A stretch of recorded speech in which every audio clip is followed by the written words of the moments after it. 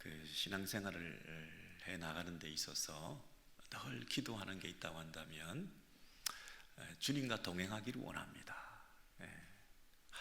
또 오늘도 우리 지난주에도 어떻게 사셨습니까? 그냥 분주하게 다니시다가 그 엎드릴 때마다 그게 자꾸만 이렇게 책망이 자책이 되지 않습니까? 내가 주님과 동행했는가?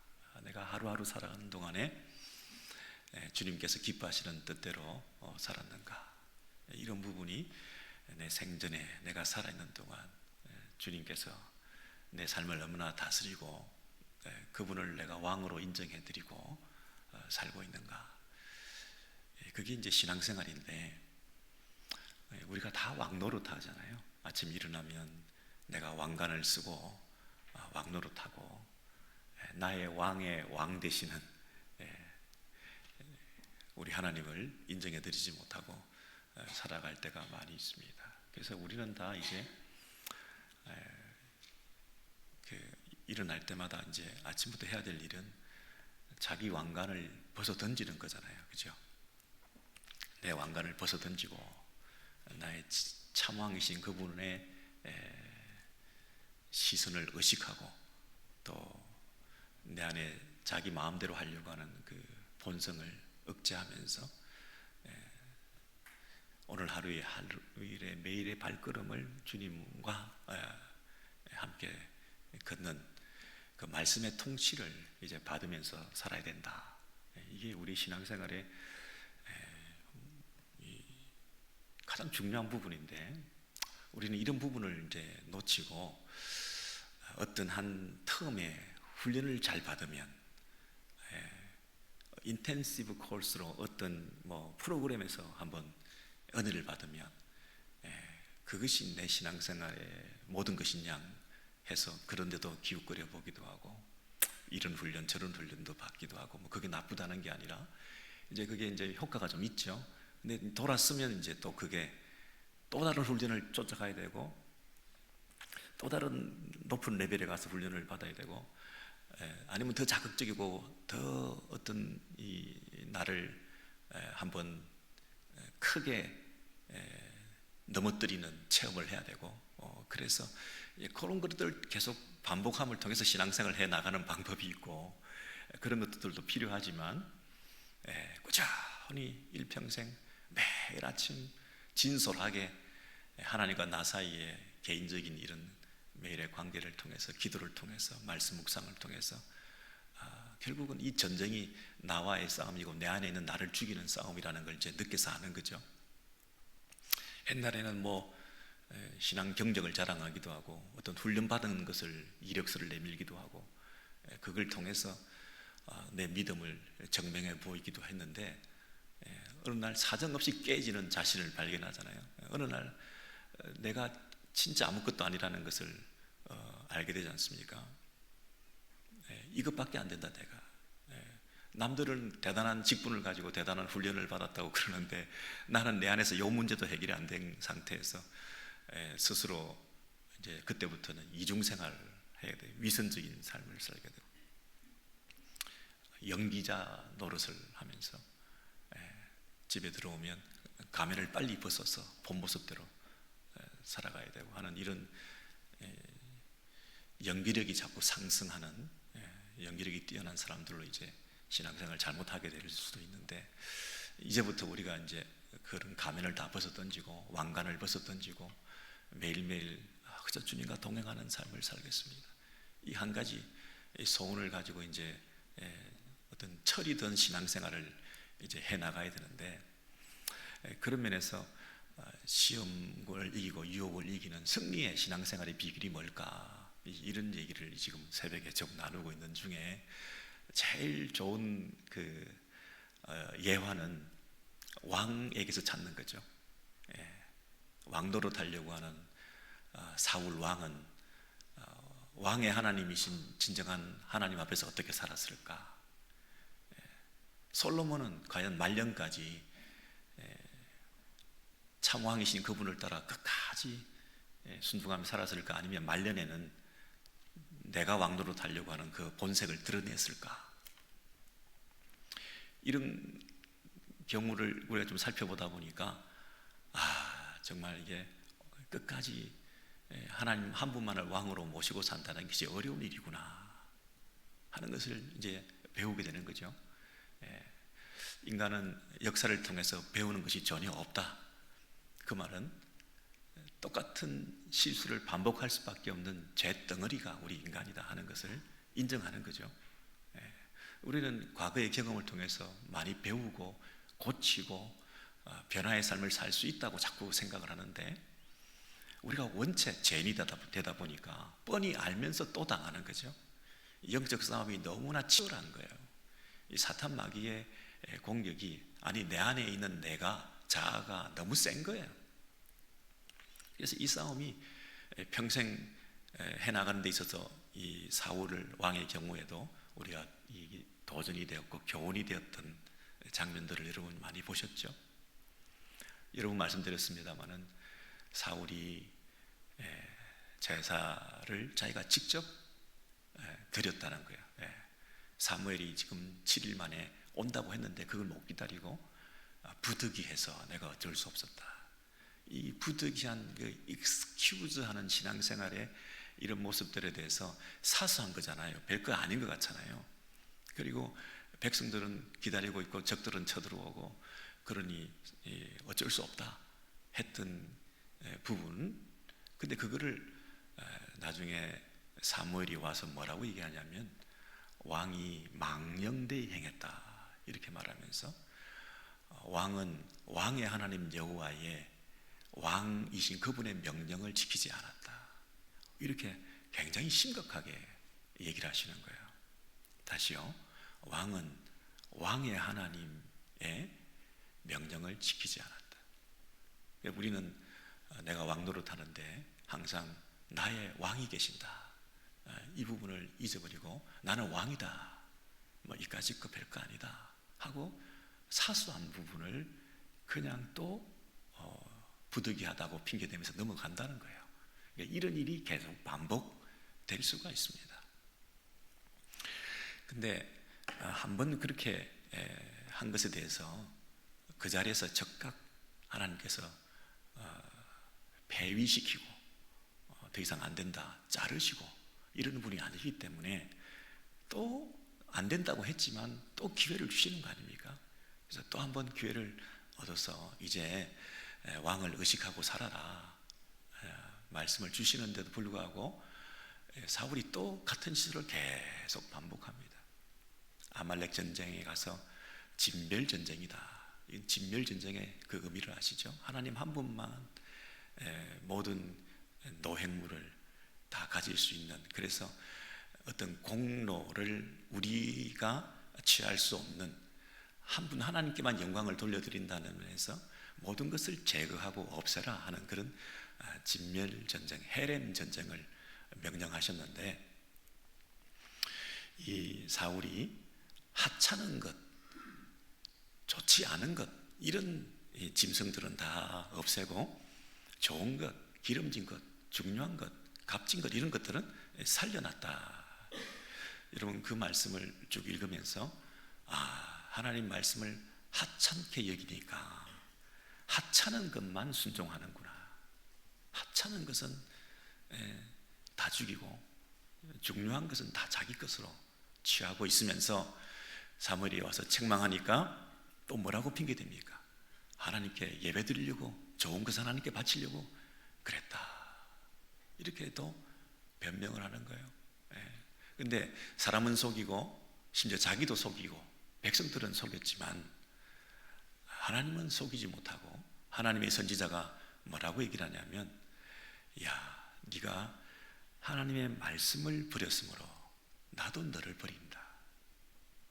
그래서 여러분, 하나님의 말씀대로 순종하지 않는 것, 그것은 하찮은 게 아니고요, 하나님을 버리는 거다. 말씀을 버리는 것은 하나님을 버리는 거다. 여러분, 그런 심각성을 가지고 우리가 매일 살아가면, 엎드려 기도할 때마다 오늘도 말씀과 동행했습니까?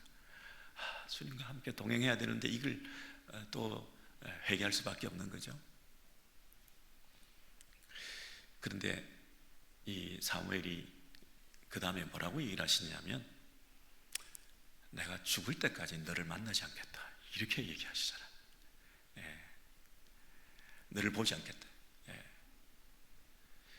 그래서 이게 어느 선을 넘으면 안 되는구나. 사무엘이 계속 가서 책망하고 계속 가서 이 사울에게 얘기를 했다는 것은 그래도 애정이 있었고 하나님이 관심을 가지고 계셨고 기회를 반복적으로 주고 계셨는데 그걸 안 하겠다는 거예요. 이제는 안 보겠다는 거예요. 안 보겠다는 것은 이제 꼴도 보기 싫다 우리가 말하는 그런 식의 관계를 단절하는 그게 아니라 너무나 이 사울의 그 인생이 안쓰럽고 더 이상 하나님께서 은혜를 베풀지 않으시기로 마음먹으신 그 하나님의 마음이 너무나 아파서 심지어 하나님이 사울을 왕으로 세운 것을 후회하셨다 이런 표현까지 쓰고 계시면서 여러분 하나님께서 후회하시겠습니까? 그 신인 동형적 표현이다 이렇게 얘기를 하는데 우리가 이해하기 쉽게 우리가 느낄 수 있도록 하나님께서도 후회하셨다 그렇게 이제 표현을 그렇게 하신 거죠. 하나님께서 이 사울을 세운 것에 대해서 안타까워하시면서 그렇게 기회를 반복적으로 줬는데 더 이상은 안 되겠다 하고 말씀하신 것에 대해서 사무엘도 찾아가서 말할 게 없으니까 내가 못 보는 거예요.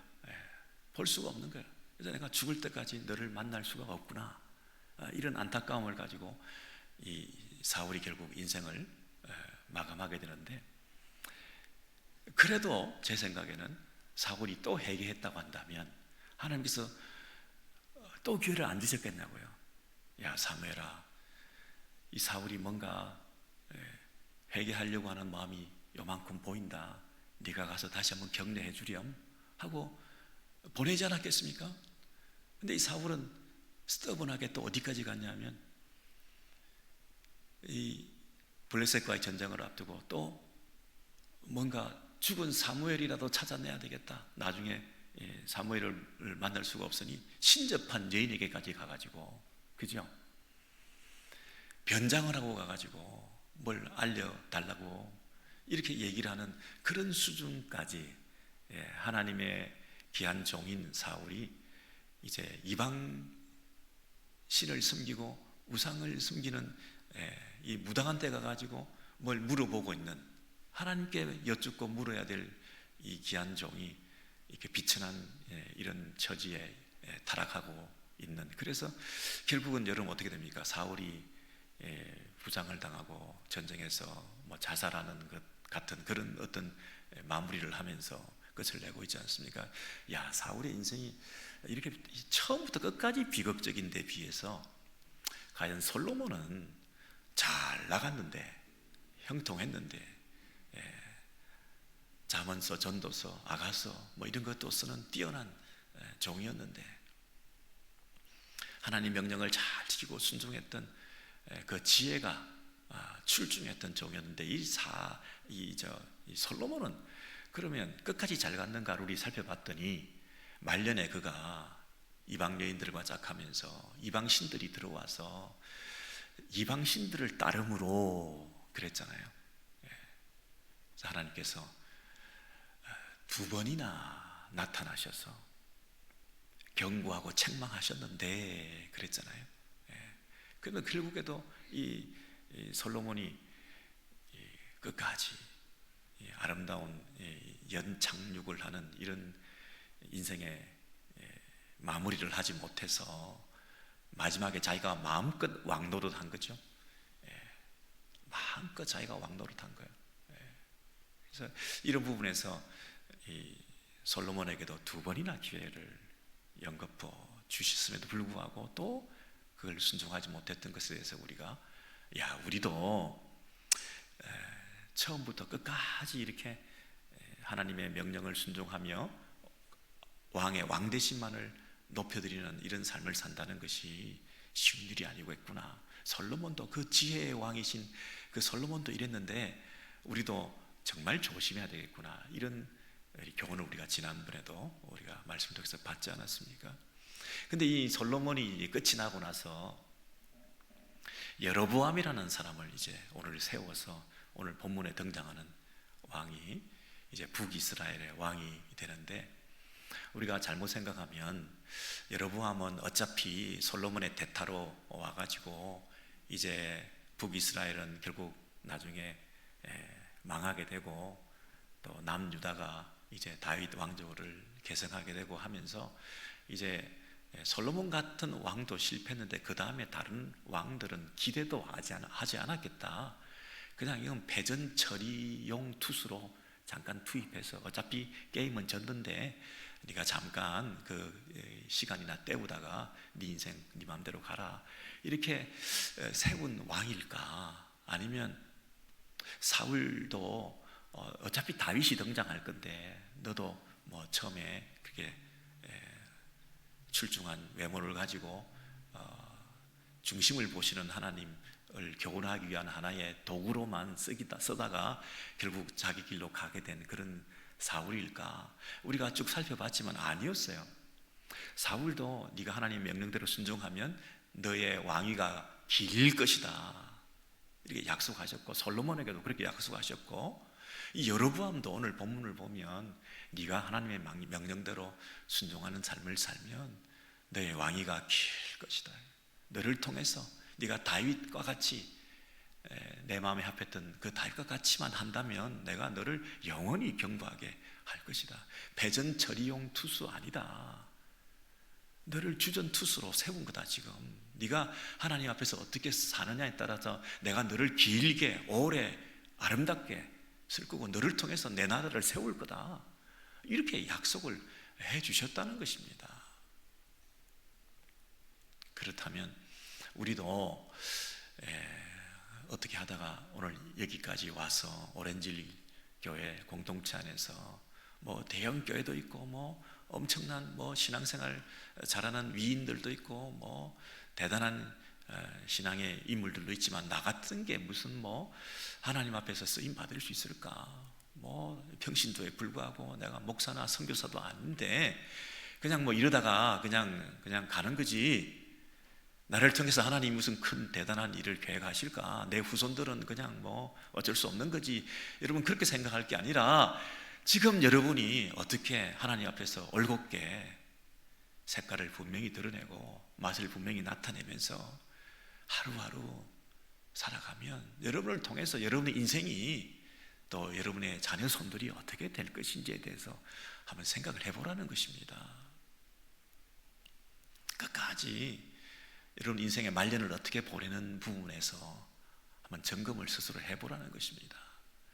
내가 뭐 왕년에 어떻게 했다 이게 중요한 게 아니고요. 내가 뭐 옛날에 무슨 뭐 훈련을 받았다 무슨 뭐 했다 이런 게 중요한 게 아니라 여러분 우리 교회를 비롯해서 우리 한국이나 미국에 있는 많은 훌륭한 목사님이나 이 신앙의 선배들 중에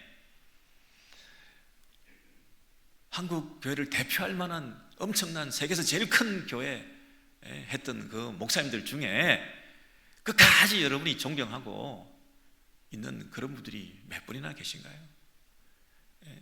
여러분이 속으로 비웃고 손가락질하고 세상의 조롱을 받는 그런 주변에 있는 또 신문에 오르락 내리락 거리는 그런 분들도 많지 않습니까? 그런 분들 다 내려놓으시고요. 그런 분들 신경 쓰지 마시고 여러분이 각자가 어떻게 살 건가 이 부분을 좀 고민해 보셔야 되지 않겠습니까? 남욕할 때가 아니에요 지금. 이 여로보암이 어떻게 살았습니까 여러분? 이 여로보암도 기회가 있었는데도 불구하고 오늘 한번 그 본문을 보시면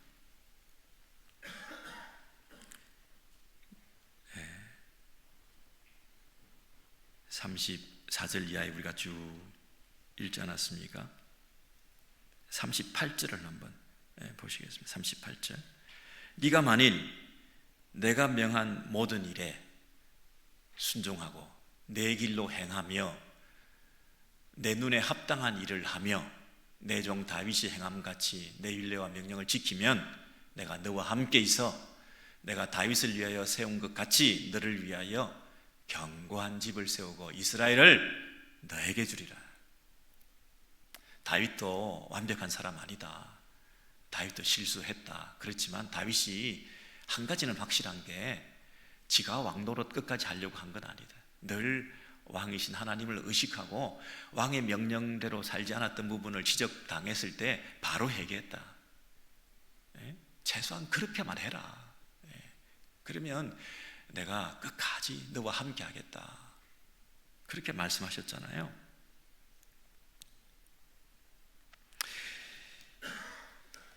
이 여로보암에게도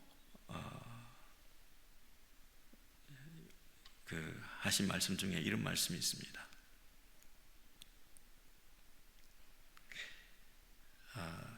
37절 말씀해 보시면 37절 말씀. 내가 너를 취하리니 너는 네 마음에 원하는 대로 다스려.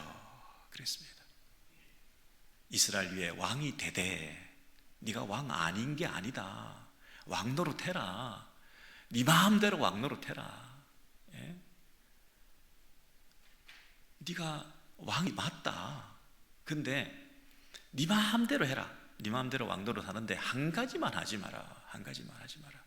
그게 뭐냐면 왕이 있다는 거, 너 위에 왕이 계신다는 거, 그거 한 가지만 인정해다오. 하나님의 눈에 합당한 대로 살아라. 하나님 시선을 의식하고 네가 왕도를 해라. 이렇게 말씀하신 거거든요. 여러분, 네 마음에 원하는 대로 해라. 이걸 생각할 때 여러분 어떤 성경 구절을 생각나시나요? 창세기 생각나지 않으세요? 아담 얘기 생각나지 않으세요? 네가 임의로 마음대로 동산에서 먹으라. 임의로 먹되 모든 동산 나무에 있는 열매와 실과를 마음대로 먹되. 근데 뭐는 하지 마라? 한 가지만 기억해라. 동산 가운데 있는 선악을 알게 하는 나무, 그거는 따먹지 마라. 동산 중앙에 있다는 말의 의미가 뭡니까? 니들이 뛰어놀고 다니다가 제일 가운데 제일 잘 보이는데,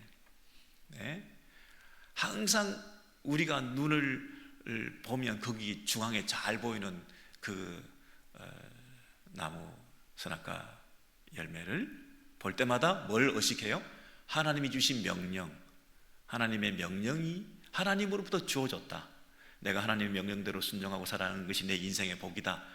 내가 마음대로 할 수 있지만 한 가지만 하면 안 되는데 눈에 제일 잘 보이는 동상 중앙에 저 나무를 세우심으로 늘 경각심을 일깨워주기 위해서, 늘 리마인드 시키기 위해서 저렇게 중앙에 한가운데 딱 세워놓고 늘 보게끔 만들어서 하나님을 인정하게끔, 하나님을 잊지 않도록 하신 그 뜻을 따라 살아가야 된다.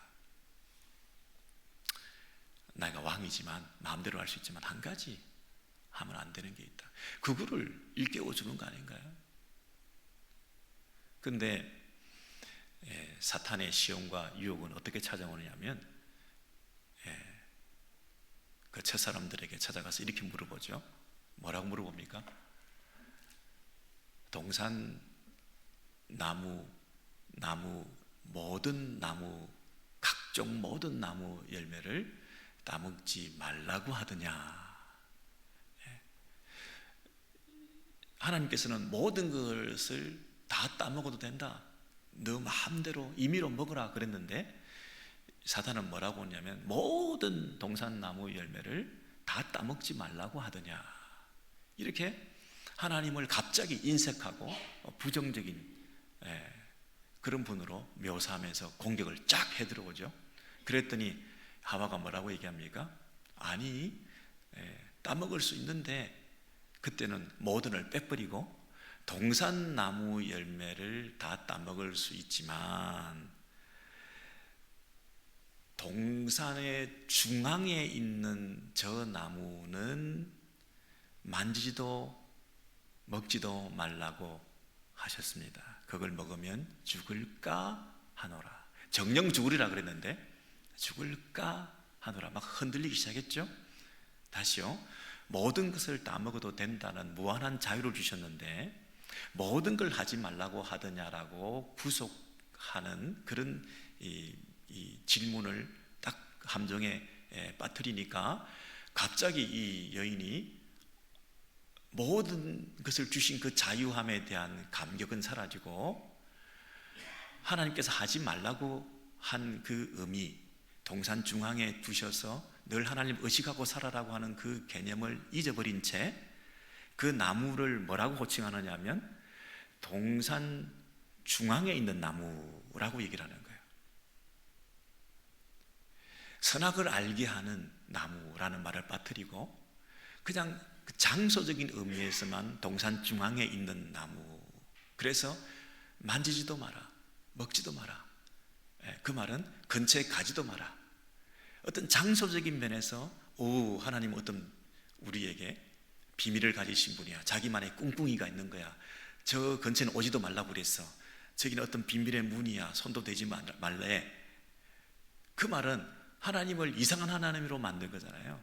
늘 하나님과 동행하고 하나님을 의식하고 하나님 명령대로 순종하고 하나님을 기뻐하고 그렇게 살아라고 얘기를 했는데, 하나님 무슨 꿍꿍이가 있어가지고 만지지도 말라고, 먹지 말라고 그랬죠. 이제 만지지도 말라고 그랬습니까? 장소적인 개념으로서만 그 근처는 접근 금지, 이런 개념으로만 어떤 영역을 구축해 놓고 더 이상 거기는 가지 말라고 하는 어떤 그 부모님이 자녀들에게 거긴 절대 가면 안 돼, 그게 뭐가 있어 하는 그런 개념으로 하나님을 이상한 하나님으로, 인색한 하나님으로, 무슨 꿍꿍이를 가진 하나님으로 생각하고 그냥 자기는 그 나머지 영역에서 내가 살 수 있다라고 오해한 거죠. 하나님과 친밀한 날마다의 교제와 동행이 아니라 뭔가 거리감을 스스로 이렇게 만들어내면서 이렇게 그 본의를 왜곡한 거 아닙니까?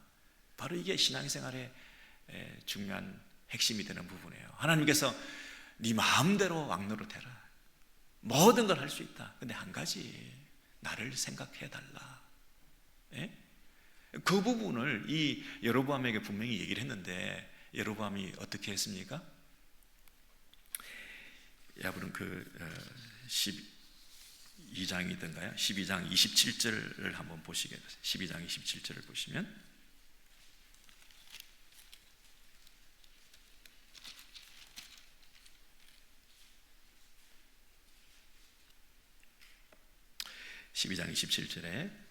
이런 말씀, 만일 이 백성이 예루살렘에 있는 여호와의 성전에 제사를 드리고자 하여 올라가면 이 백성의 마음이 유다 왕된 그들의 주 르호보암에게로 돌아가서 나를 죽이고 유다의 왕 르호보암에게로 돌아가리라 하고, 그 다음에요, 이에 계획하고 두 금송아지를 만들고 무리에게 말하기를 너희가 다시는 예루살렘에 올라갈 것이 없도다.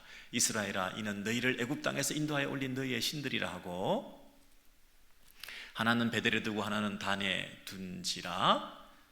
이 일이 제가 되었으니 이는 백성들이 단까지 가서 그 하나에게 경배함이더라. 그리고요, 그가 또 산당을 짓고 레위 자손 아닌 보통 백성으로 제사장을 삼고 8째 달 곧 그 달 15째 날로 절기를 정하여 유다의 절기와 비슷하게 하고 제단에 올라가되 베델에서 그와 같이 행하여 그가 만든 송아지에게 제사를 드렸으며 그가 지은 산당의 제사장을 베델에서 세웠더라. 그가 자기 마음대로 정한 달 8째 달 15째 날로 이스라엘 자손을 위하여 절기로 정하고 베델에서 한 제단에 가서 분향하였더라. 여러분 여기 보세요. 자기 마음대로 정한, 하나님께서 무한한 자유를 주셨어요. 마음대로 해라. 근데 그 마음대로 임의로 할 수 있음에도 불구하고 한 가지 하지 말아야 될 것은 하나님이 정하신 것에 대해서는 순종해야죠. 근데 그 선을 넘죠. 지금 선을 넘는 게 항상 문제예요. 이 절기를 자기 마음대로 정하고 제사장을 마음대로 세우고 산당을 마음대로 만들고, 왜 그랬습니까? 백성들이 예루살렘 성전에 가서 들락날락 거리다 보면 그쪽에 마음이 뺏겨가지고 자기의 왕권이 위태로울까봐 자기 기득권을 사수하고 자기의 명예를 지키고 자기의 권력을 유지하기 위해서 자기의 왕됨을 더 강화시키기 위해서 여러분, 나의 왕 되면 누가 책임져 주십니까? 하나님 한 분, 나의 진정한 왕이신 그분께 내가 어떻게 살아가느냐에 따라서 내 왕권이 견고하고 영원할 거라고 약속을 받았음에도 불구하고 스스로 왕권을 지키려고 했던 그 목적을 달성하기 위해서 선을 넘었죠. 자기 마음대로 절기까지 정하게 되는 이 부분을 하나님께서 옳게 보지 않으셨던 것이죠. 이런 그런 부분에서 13장 33절 이하에 한 번 더 보시면요,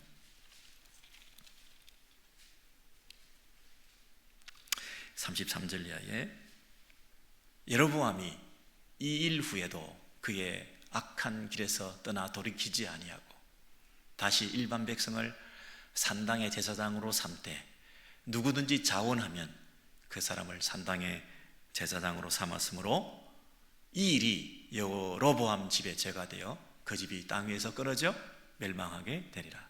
여러분, 이 여로보암을 멸망시킬 마음이 없으셨어요. 하나님께서는 끝까지 이 여로보암을 통해서 왕위를 견고하게 일하실 마음이 있으셨어요. 그런데 여로보암이 어떻게 했다고요? 선을 넘었죠. 근데 33절에 다시 돌아가서 보시면 어떤 대목이 눈에 띄나요?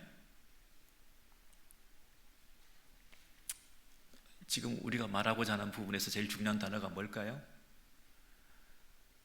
일반 백성들이 누구든지 자원하면, 자기 마음에 원하는 대로 하고 싶습니다, 자기 마음대로 원하면 그 사람을 산당의 제사장으로 삼았으므로 그랬습니다. 그러니 이 왕이 선을 넘으니까 백성들도 선을 넘는 거예요. 백성들도 마음대로 자기가 제사장 되겠다고 하는 거예요.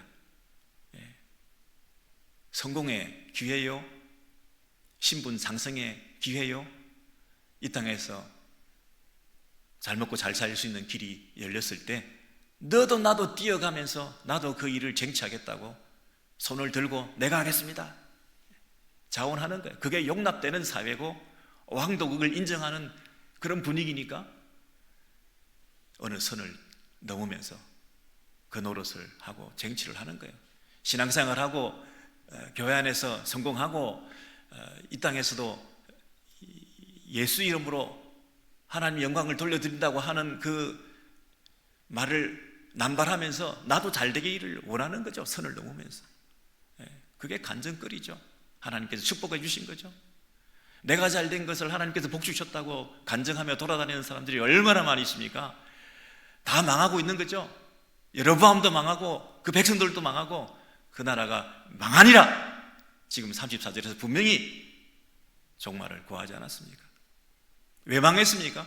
지도자들의 잘못 때문이 제일 크지만 그것을 각성하지 못하고 함께 바보들의 행진처럼 따라다니고 있었던 그 무매한 백성들도 책임이 없다고 말할 수 있겠습니까?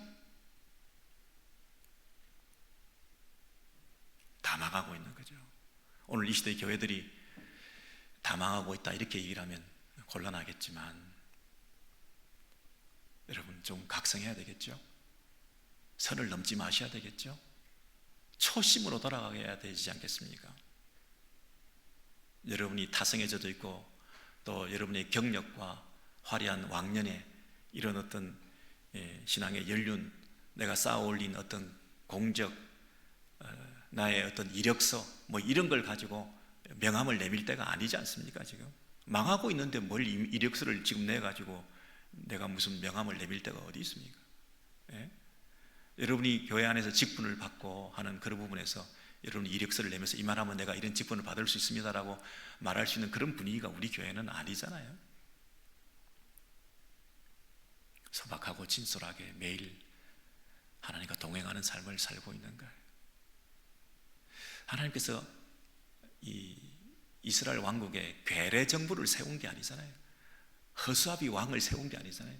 로봇이나 하나님이 버튼 누르면 기계적인 순종을 통해서 하나님이 기뻐하시는 하나님 말씀대로 그대로 순종하고 기계적으로 그것이 돌아가는 그런 이 시스템을 만들어 놓은 게 아니잖아요. 하나님이 마음 아파하시면서도 가장 원하시는 건 뭐냐면 자발적인 순종이잖아요. 우리에게 자원하는 마음이 있고 우리에게 스스로 자기 마음대로 할 수 있는 그 무한한 이 자유 의지를 주셨으면서도 불구하고 그 책임이 따르는 자유를 통해서 우리가 하루하루 정말 순종하는 삶을 살아갈 때 그 부분을 귀하게 보시는 거 아니에요? 네? 자녀들이 여러분에게 기계적으로 뭐 돈 붙여주시고 기계적으로 인사하고 그것도 고마운 일이지만 여러분 참 기쁜 건 뭡니까? 예? 여러분의 손주들이 만약에 할머니 생일이라고 할아버지 생일이라고 뭘 자발적으로 이렇게 뭘 그림이라도 하나 그려와가지고 뭘 주면 얼마나 뛸 듯이 기쁘시겠습니까? 그걸 하나님께서도 지금 원하시는 거 아니에요? 어린아이와 같이 다시 우리의 신앙이 회복되어서 우리 내일 어린이 주일을 맞아야 되지 않겠습니까? 예?